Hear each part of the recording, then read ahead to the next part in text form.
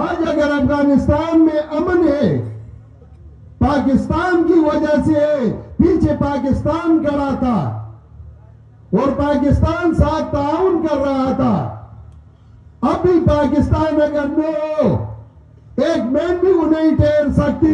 پہلی بھی آئی تھی, پہلی بھی طالبان کی حکومت آئی تھی, 1 گھنٹہ میں امریکہ نے سب کو ختم کر دیا.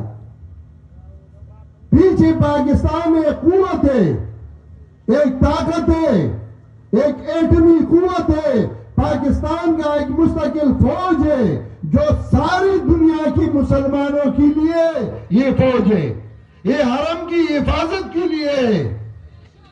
آج لوگ پاکستان کے خلاف, ہماری اداروں کے خلاف بول رہے ہیں. ان کو یہ پتہ نہیں ہے کہ یہ کب تک ہی چلتا رہے گا, کس وقت تک چلتا رہے گا. نبی علیہ السلام نے 23 سال میں پوری ملک عرب میں انقلاب لایا. وہ معصوم تھے, وہ پاک تھے, ہم گناہگار ہیں. 23 کو 4 میں ضرب دو, ہم تب انقلاب لائیں گے اور اسلامی قوانین صحیح طریقے سے نافذ ہوں گے. اور یہ انشاءاللہ وقت آنے والا ہے. آنے والے دور میں پاکستان مسلمانوں کی پناہ گاہ ہوگی. آنے والے دور میں پاکستانی افواج سارے مسلمانوں کے لیے امن کا پیغام لے کر جائیں گے.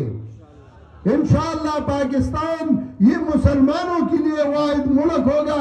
آج اگر ہم اتنا اجتماع مقرر کرتے ہیں, ہمارے اوپر کوئی پابندی نہیں, انتظامیہ کی طرف سے بھی نہیں, ملک کی طرف سے بھی نہیں, اداروں کی طرف سے بھی نہیں. یہ کیوں؟ اگر اسلامی ملک نہ ہوتا ہم ایک درس اور ایک بیان بھی نہیں کر سکتے تھے. الحمدللہ ثم الحمدللہ ہم اس ملک میں امن کی زندگی گزار رہے ہیں. ٹھیک ہے, ایسے حالات تو ہر دور میں گزرتے ہیں, آتے جاتے ہیں.